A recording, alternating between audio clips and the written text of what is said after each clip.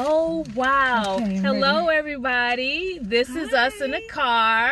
I'm Kim. I'm Laura. And Brookie makes 3. Woo! We Three are new babies. on, I know, we have a new big 3 on season 5, episode 8. Subscribe, comment below. We need to hear from you. Yes. All right, so I'm gonna get us started. I saw a couple of things that I thought were really interesting this week. Number one, when Toby was doing the names, had a list of names because he gets to name the baby, the middle name for the baby. Haley was the first name, and so we get he gets to get the middle name, and so he had a list. Well, I'm all about names. As a kid, I had lists of names of my potential children, none of which my children have, or my sister. Nobody got named from my list, unfortunately. And so I was really interested, so I rewound it and paused it so I could take a look at the names. Now, most of them were really normal, but then there was Fogelman, Foggy, Fogelman is one of the writers, isn't it? Olin, Ken O-L-I-N, yes, Olin. Roxy, Phoebe, Maxine, and then there was Elizabeth on the list twice. Not sure why you would have to put it on there twiise. There is an Elizabeth that's like a writer, I believe. Fogelman is a writer, and Olin is one of the producers and creator, and then Olin is also is a director, writer, or something to that effect. So I thought that was kind of funny that they put those on there. And then with an homage to Rose, even though she didn't know, when you look at Kate, she has rose earrings on. I did not. You always see the little Well, things. my last name is Rose. I'm born in June. My birth you flower see is roses. Rose, so I see roses everywhere. I was even looking on her dress to see if they were roses. I mean, she had a floral pattern dress on. I don't think that they were roses, but I just thought all of that was pretty funny. I really liked the grumpy old man in the parking lot. He's always kind of a mean guy. Like in TV shows and stuff, you know, a lot of times he can be a mean guy. And so, I mean, I was glad that Rose was going home and getting off the I was ventilator. worried she was going to die. And I was kind of scared he was going to have to deal with this Like he was going to get the good news. And yeah, I had a feeling that they might go there. Thank you guys, thank you writers for not having Rose pass away. Yes. And us having to deal with that, and Toby having to deal with that. I did like the pigs, and that he wiped off. I know, the bacon army was there. I just thought that was really, really cute. And so those things. Now, my biggest letdown, I'd say maybe from this episode, was that I thought Nasser and Esther might be Miguel's parents. Now, in retrospect, I think Miguel is supposed to be Puerto Rican. So having an Argentinian Indian, Argentina. Yeah. she's from Argentina, dad is from India, so that doesn't necessarily work for Miguel's story. But I'm disappointed because I want to know more about Miguel, and we still don't know much about him. So Hopefully that's where I soon. am with that. Yeah. Soon, writers. And when I was reading online and listening online, season 6 is the last season. I'm really hoping that that's wrong. Anybody know anything else about extending past season 6? That would be helpful. I don't know how we jump from where we are to where we think we're going in one season. Yeah. So I'm hoping that that's not true. Rename it. This is crap. No. I'm the comic relief, by the way. This is not right, is what it is. And Not I right. thought too that the first episode way back had them in mask, and then you hadn't really seen a whole lot, and him having to wait out in the parking lot for his wife brought back in the COVID element. Right. I thought, that it's still real and out there. Although I will say it again, like I said, I believe last week, a woman not being able to breathe, having a baby, no mask. Yeah. I don't get why. I understand everybody in the room having a mask. I'm sure she was tested. So why, if you can't breathe and you're pushing a big baby out of places that hurt, why you have to wear a mask? Yeah, especially with masks. Is that true, nurses? We need some to know comments. if that's just like a TV thing, or if y'all are really in hospitals making pregnant women wear masks to give birth. Yeah, because we don't particularally care for that. We're gonna very go on much. strike if that's true. For all the mothers, because none of us are having any more anytime Yeah, soon. I'm No, done. kitchen is closed. But we love thank Toby. you. I love Toby. I love his humor. I love the fact that he was going to get all I love mad Toby. and then he broke and then he talked to him and then I love Toby. Yeah, and that he was sitting out there that long. Where do you use the bathroom? See, I think of stupid stuff like that. It's like, okay, so you got all this stuff out here, but where'd you go use the bathroom, Toad? Sitting out there for 8 hours or whatever. I do want to say something about the old man because it crossed my mind. He's lucky that was Toby. Because think Nowadays. nowadays, think about, he might have had some awful repercussions of that. Somebody Get been out of like, my I'm not parking moving spot. out of number 157. Right. What's funny is my husband watched it with me, and he never watches with me, and he was like, you know how many people are going to play 157 in the lottery? Because he, Because he was in there. because he Awesome. talked about that number. Yeah, that whole storyline was really interesting to me. I'm a big fan, I've said it before, of when they introduce new people, new characters, and so the whole Nasser Esther story, even though they're not related to This Is Us at all, except for the technology, I just thought that was really a nice touch. Again, disappointing that it didn't have anything to do with Miguel, but that was a nice touch. I had a question, ladies. Why didn't Rebecca call Madison? She at one point she knew that Randall was on the phone with her.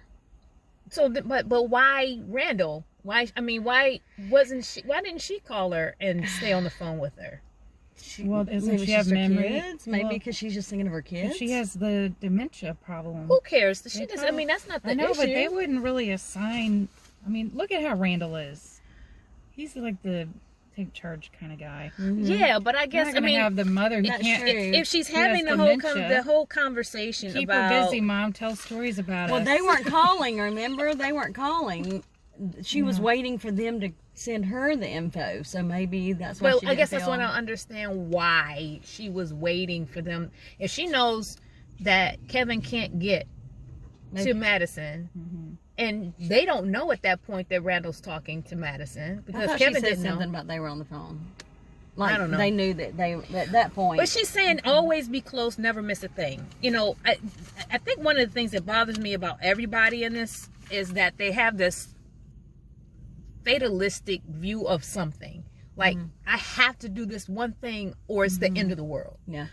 Kevin has to be there on the burst because he can't, if he starts this way, it will break him.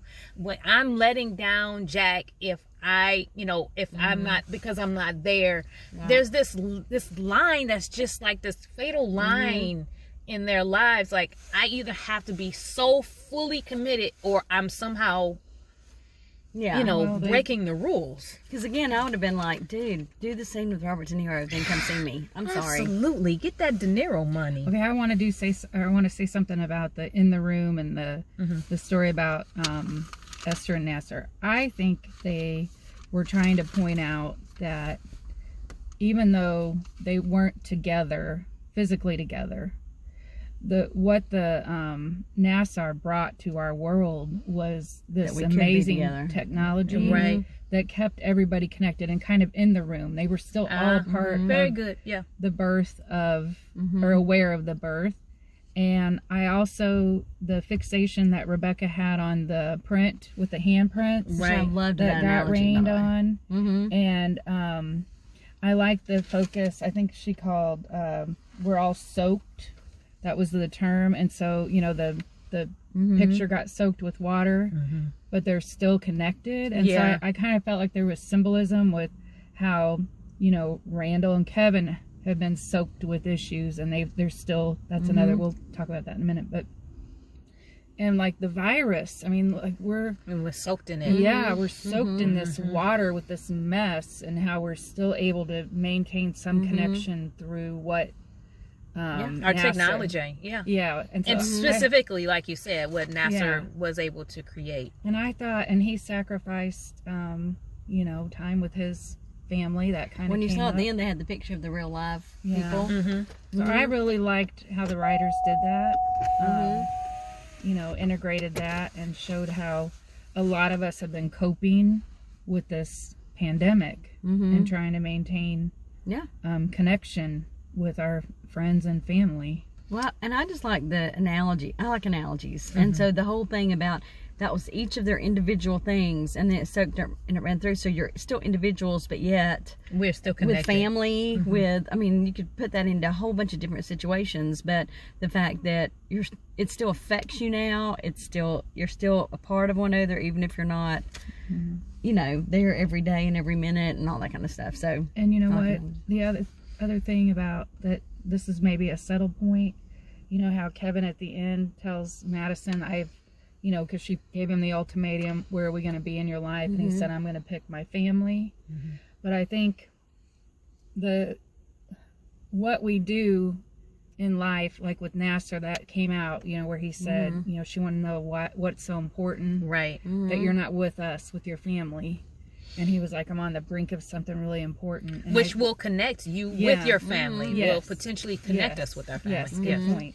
But I think we all of us have to, you know, we do that. We have to juggle our careers, and you know, some of us make a difference in people's lives. That's what we do. Yes. On a daily basis.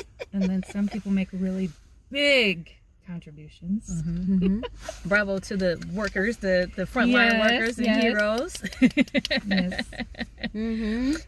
I thought something was really funny. Beth and Randall driving, and Madison says you should get a hotel, and she was like, I didn't do my own hair, my own nails, and my own waxing to get COVID from some podunk motel. No, she said from a rank motel on I-81 in Alabama. I'm not doing it. We will drive this whole way taking shots of Red Bull. This one had a lot of little things. I don't even remember who all said them, but things like somebody made a comment about Fabio and his prime. Oh, that was Toby. He said that about Haley. Yeah, and Kevin at the end saying, you know, to Nikki saying, is that about me? And he was like, no, Nicolas Cage. But, you know, it's mostly about Nicolas Cage. At the beginning, the unfairly gorgeous babies. Yeah, I got that one waiting too. For the unfairly gorgeous babies, which they all were. I mean, come on. Yeah. And so, of course, the whole Bacon Army. There's a bunch of different ones that there were a lot of one-liners in this one. And of course, the whole bop, do it up, bop, ooh, bop. Bop, ba, ooh, bop, okay. Now, I will say that we've had this conversation with Rebecca and Jack, how he's like, you're saying mean things. You've been saying mean things about the kids all day. And I think that, I don't know, but I know sometimes I get that. You're being so negative. Well, someone's got to tell them reality. You know, I feel like sometimes it is more the moms that are putting the... or playing that devil's advocate, or saying the other things sometimes. I kind of relate to that scene, because my husband and I have had those conversations where I'm like, come on, you agree with me? Jump in. And, you know, they think Dad, agrees with them and everything's wonderful, and I'm the bad guy because I'm saying, what about this and what about this? And stuff like that, and pointing it out. So. Or just that when you're alone, you get to rag on your kids and talk about them because they're your kids, and you're not doing it in front of their faces and make them feel bad. But this is your time to kind of exhale and deal with all these snarky teenagers. Because teenagers are lame. I mean, everything is lame. They were perfect. Yes, lame to go to the cabin with your, you know.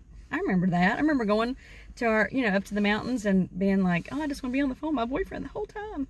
You know, instead of hanging out with my family. I mean, so when they were having that conversation, you know, about how the teenagers don't want to be with us anymore, did it kind of hit you that, because we know that they have limited time with their dad? Yes. I thought about that the entire time too.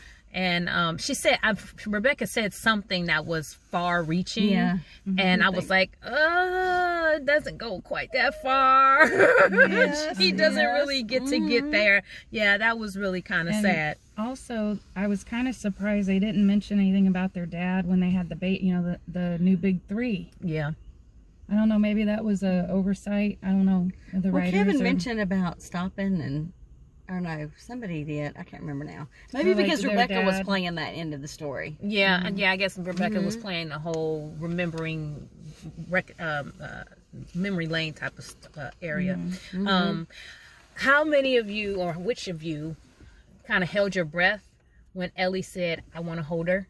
Oh gosh, yes. Well, I was Hold on the the baby, phone yeah, with hold my the friend baby. June, who is an adoptive mother, and she was like, "Oh no," because Mm-hmm. to change the mind and then to tell her to leave. I'm like, I was texting her, going, "Can they do that? Can she say no? I'm going to stay in the room the whole time."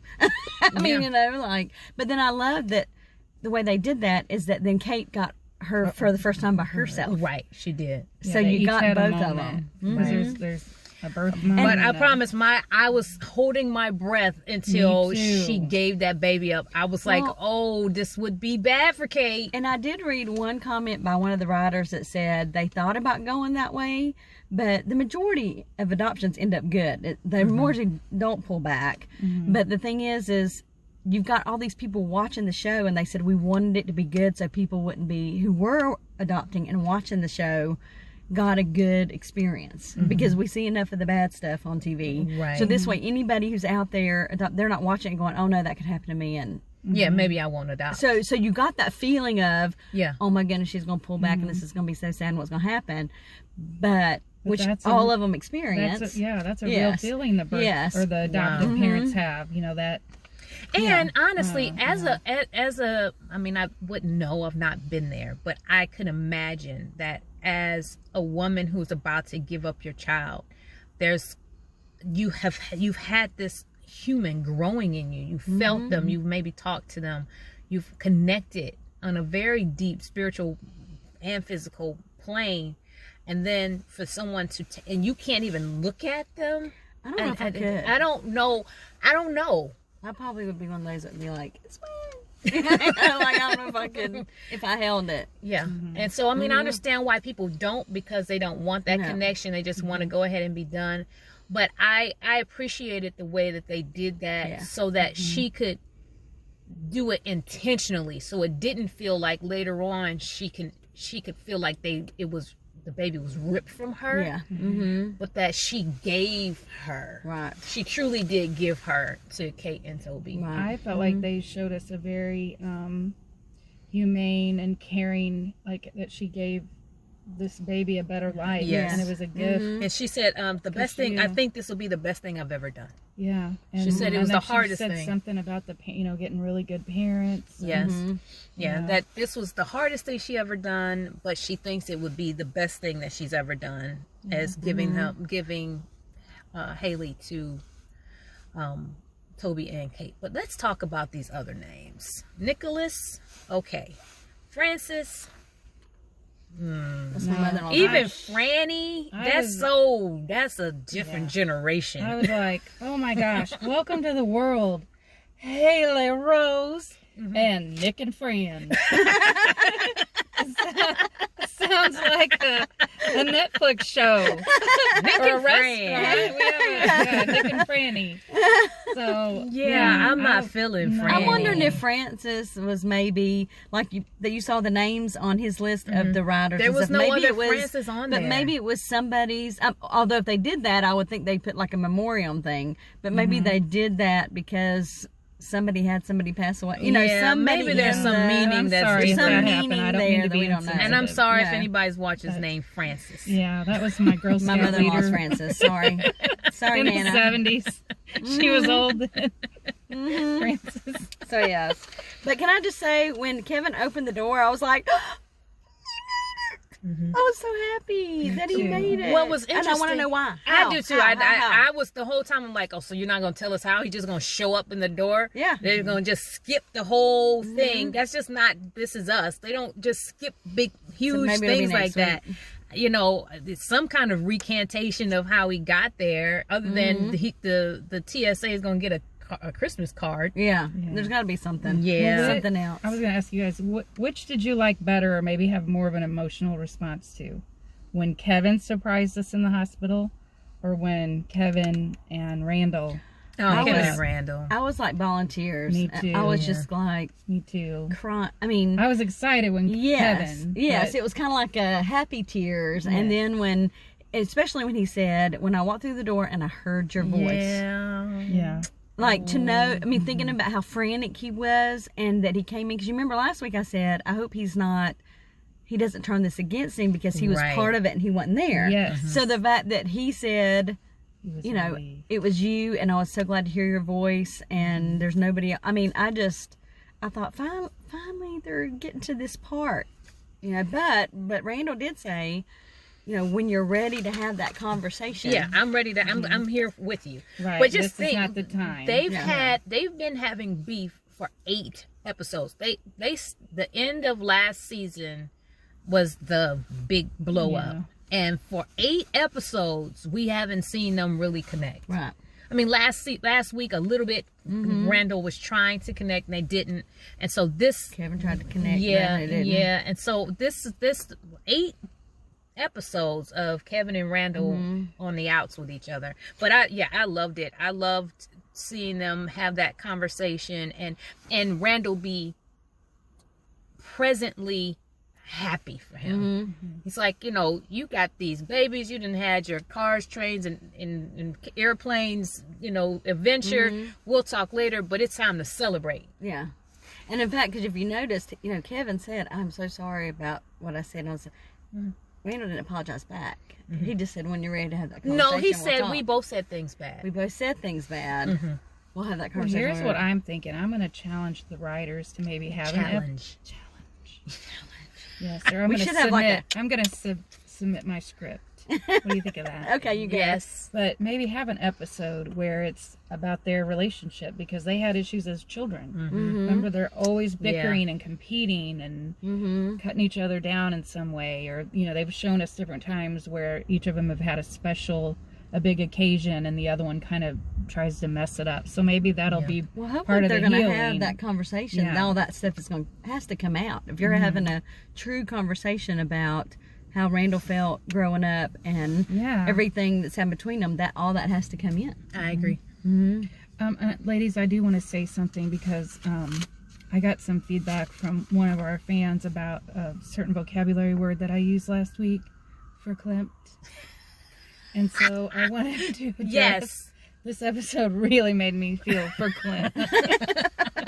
Just like an old white lady. Just an old white lady.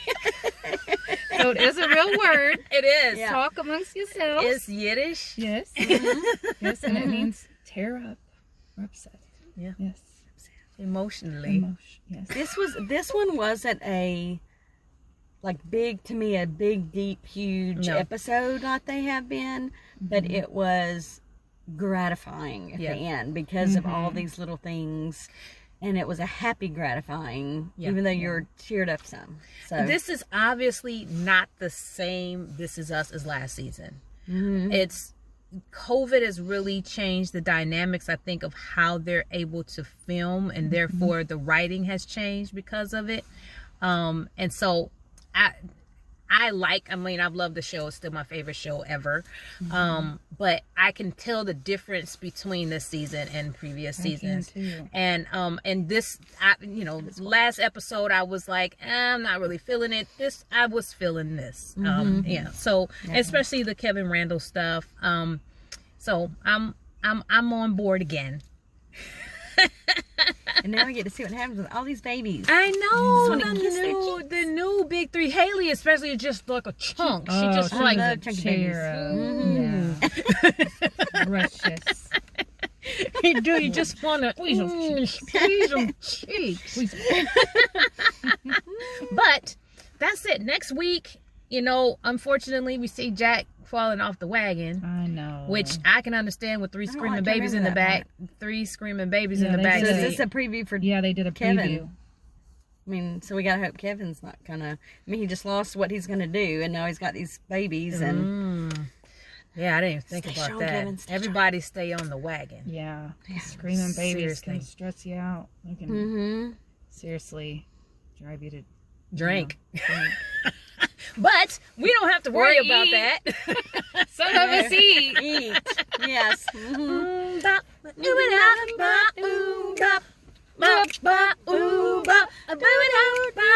Bye bye.